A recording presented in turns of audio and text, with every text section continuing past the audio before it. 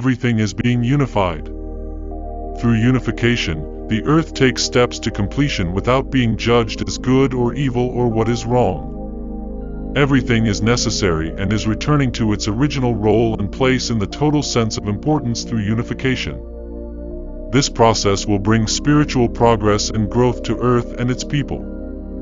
You are about to live in such an era. You will realize that if you fit a massive number of all the scattered puzzle pieces, not a single piece will be discarded. Religions have emerged on Earth since ancient times, and questions have been asked throughout history about the way of humankind, scientific progress, and development.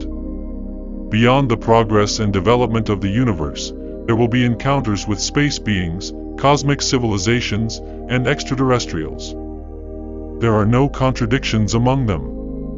Aliens have been coming to Earth since ancient times of mythology to impart their wisdom to you. These aliens are children of God, just like you on Earth, and part of the divine energy attuned to the energy of love that is part of God's energy and the children of God.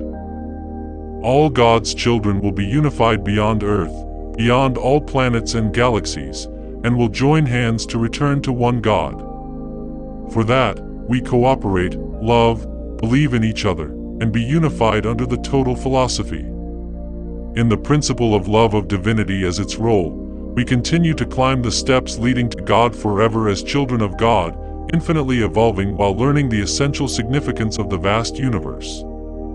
The time has come for you to know the truth that both you and we are such fellow beings. We are here as messengers from outer space to convey new messages that are common knowledge in our world, including the progress, evolution, and spiritual growth of the Earth. Those who act as messengers are called channelers and contactees, and they were called shamans in ancient religions. Listening to what you all have been saying, it seems you've been discussing various things, but the basic capabilities are the same. Since ancient times, people with special abilities have spoken this way. This person, Amory, also did this work during the Lemuria civilization, and I was one of those who contacted her then. In the coming stage of the Earth's total spiritual growth, not only some channelers, but also those who are influenced by and receive energies from me are awakening one after another to the awareness of being channelers. Ordinary people are fulfilling their roles as channelers. Therefore, when global spiritual growth occurs, if not only some channelers and psychics, but also people like you can sync your energy with the vibrations of our universe, those who can regain such abilities are sure to emerge by being enlightened by those who can hear our words and their telepathic capabilities. Other spirits must have also come to share their messages. It is an ability not given to a select few but what people on Earth have forgotten. Although you are squeezed into a three-dimensional physical body, you are part of the great divine consciousness inherently connected to us spiritually at the root of the universe. Being a child of God means everything is connected in totality when everyone's consciousness is connected. When children of God are truly connected, they represent God's will, and we are God itself. However, it is not God when some independent person claims it. When we fully fulfill our mission as children of God, as an expression of God's will of love, not for a part but for the whole, and when we become grateful to be a part of an expression of the vast universe, helping each other to live and supporting each other, we will be able to fulfill our great mission. Meanwhile, in your earthly spirit world, there is one called Satan. You seem to be greatly troubled by him. When you see someone like him, you realize that he is also a child of God. Yet, he forgot, being a child of God in his awareness, that his wonderful abilities can only come when all the children of God and you as a whole work together, support each other and return to God. When he insists that one part is independent and that part is the entirety and cuts himself off from God, then the so-called evil on earth becomes present. By nature, there is no such thing as good or evil in the universe. Only the energy of love united in the single thought as children of God, given life in the overwhelming love of God, fills the universe. On a planet like yours, where evolutionary development is still in a confused state, some rebels appear and claim evil like a shadow in the light, as darkness. Because of their infancy, it divides into two against the whole, claiming dualistic ideas. Although they arrogantly speak as if they can assert this dualistic perspective, it is not true. They are only a speck in the grand energy of the universe. That power is beyond their reach. They will be reminded of this during the final stage of the Earth's step-up process. That is a lesson they will learn. With that in mind, the ninth dimensional spirits, the high-dimensional beings of the Earth's spirit world, look at them with such tolerance. As good and evil, now fragmented and divided, are being separated, you who live on Earth are called to clearly discern between them, even while existing in the physical world of the third dimension. And you firmly establish your individuality and recognize the value of personal uniqueness in this world. This is the reason for Earth's existence, to serve as a training ground for such a stage of growth and learning. The world you perceive is made of matter, so that you may recognize the existence of matter through matter itself, and gradually come to understand the development of science. When you reach a spiritual or semi-spiritual world like ours, where the physical body no longer exists, you cannot have this type of training. On Earth, where the dualism of good and evil still prevails, you face what is good and what is evil, as if evil, the devil, could claim an equal position to good and God. It is such a paradox or illusion. Although it is an illusion, you are still in the stage of spiritual learning of what is right and wrong in an educational space. Earth is such a planet. If you have learned that thoroughly, the answer is not outside but inside of you as human beings on Earth. By opening the door to your heart, you will find a treasure within you that leads directly to the heart of God, which is directly connected to the universe. In that heart, you have learned that your fellow beings around you, all those on Earth, animals, plants, and minerals, are all children of God. The messages from gods to the Lemuria Renaissance must have included that truth. In this thought, all become one, join hands together, and unite, thereby connecting from within to the will of God, to the consciousness of God of the vast universe. In other words, you launch rockets outward to try to go to the moon or other planets. But going outward is not the path to reach the vast universe. When you open the door of your heart, there is a path that leads to the vast universe, not to this solar system or galaxy. You will come to realize that. By doing so, a path will open up where you blend with the universe, whether you are humans on Earth or others, with your thoughts connected blissfully as one with the heart of God of the universe, and you will become assimilated and tune in with your energy of love. That is why, since ancient times, the Buddha and your religious leaders have said that in search of one's mind and through one's internal reflection, the final enlightenment is the universe as self. The Buddha has explained the divine truth of the universe. Introspect yourself and tune into your energy. In the process, you assimilate with the love of God in your universe. When this happens, the vast universe will come into view. You will be able to see the mind of God and the body of God. Only then will you understand who you really are. This is what your religions call enlightenment. We have already understood this stage, that we are part of the body of God and part of God's energy. Within that, we have been given individuality, and we help even a little our fellow beings, our friends, and the children of God evolve and develop, which is our purpose in life, our joy, and our mission. We work with joy and enthusiasm, believing this is the path of being children of God.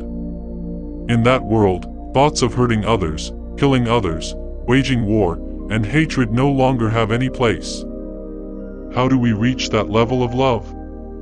Humans on Earth have a dualism of good and evil. You are believing that evil is something definite, and evil is so boldly facing God that you restrict your hearts in many shackles.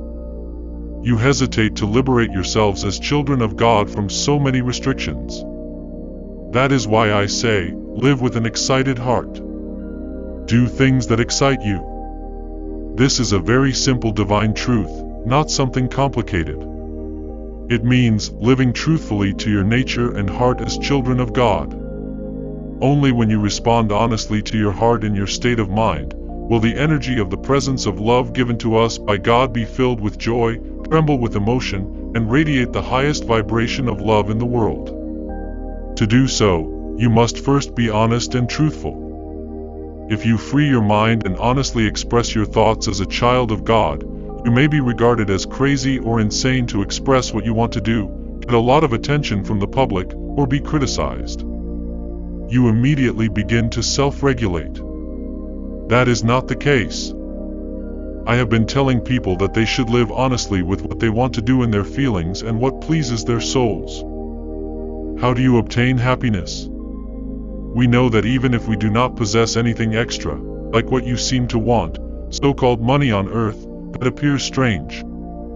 If you go to other planets, you cannot use it. In our world, we serve and share what we need without money.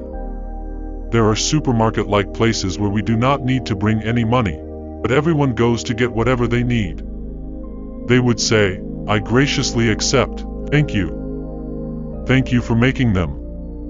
They say, "Please take them. If it helps your livelihood, we are proud to have produced the food. We are very happy." They all say so and offer the things they made for others. We accept by thanking each other. If you are a fruit and vegetable producer, different producers, for instance, shoes, leave their products for you. "Then I'll take your shoes, thank you," they say. Everyone is filled with a sense of gratitude. The thought they made a difference in their fellow humans to live happily is the reason for their happiness. That is what happiness is. That is what is called the reincarnation of love. It is called the circulation of love. You are not loved only by the high spirits of heaven, those who watch over you, nor only by the divine beings. We, your friends from the universe, also love you deeply. From the time of the ancients until eternity, we have been, and will always be, your friends. With mutual love and trust, we rejoice together in the beauty of God and this universe.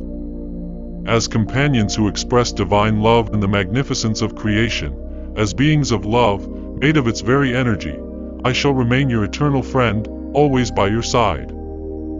The material world is merely the body of the soul or the spirit. It appears like a piece of clothing you wear to live in this third dimension. Your original appearance is called the etheric body and is the true form of your soul. As you grow to a certain degree, those heavy material things become warmer, when your heart becomes happy and warm.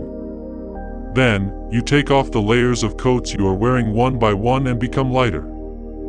That is how it is. As we progress in our spiritual training, we no longer need an unnecessary physical body, and we continue to purify ourselves and become as light as possible, ascending to a higher dimension. Then, it becomes a different structure from the material world, and if you come to our planets, there may seem to be no living beings. If you only look at things that may or may not be visible, you might evaluate them as invisible beings. But it is the same world as your mind and heart. You can only see things tuned in with your mind and heart. The same is true for the Earth's spirit world. Because you are in tune, for example, those so-called ghosts around you appear to be tuned in with you if you have low vibrations. Is channeler or medium the word you use? She is in contact with the world of God and receives the words of the gods of your world. The world to which the medium's consciousness is in tune determines whether or not she can pick up on the words of those connected to that world. You can hear the words of those worlds. But you would not pick up the words of the hell realm, would you? You cannot. That is how it is. The universe we are referring to has a multidimensional structure. If you think that the entire universe comprises only the physical bodies in 3 dimensions and nothing more, it is a big mistake. In a multidimensional, parallel, simultaneously evolving universe, if you look through the eyes of those with different perceptions, you will see many people creating a civilization in a world where you thought nothing existed. It means you have not reached the state of mind where you can see that world. Because you have not attained that state of mind, you can only see the material planetary world within the same dimension as yours. What you call the spirit world and the universe's structure are precisely the same. As you know it, the law of vibrational resonance is the law in the universe. You see only those who are in tune with you. The law of the universe dictates that you connect only with those in tune with you. If you raise your awareness, you can see the higher things. So, there is infinite evolution.